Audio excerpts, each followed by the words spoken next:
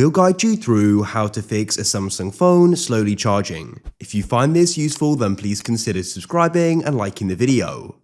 This problem can be really annoying as it takes ages for your phone to go and charge. So first of all, you want to come onto the phone and go and check the port.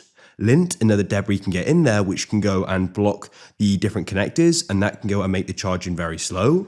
And what you also want to do is go and check the cable as well. If it's damaged or somehow faulty, that can go and result in slow charging as well. So try using a different cable if possible and go and see if that solves the problem.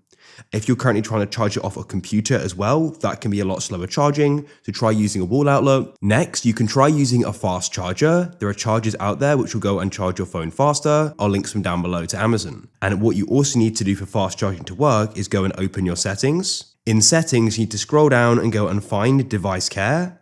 In device care, you can tap on battery. In battery, you need to go and scroll down and find charging settings and make sure fast charging is turned on for this to go and work. If you're playing an intense game or intense app, that's going to use a lot of battery. You can stop playing, and what you can also try doing is closing background apps. Tap on this icon in the bottom of your phone, and you can press close all to go and close all of the apps running in the background. Will hopefully go and make your phone charge faster.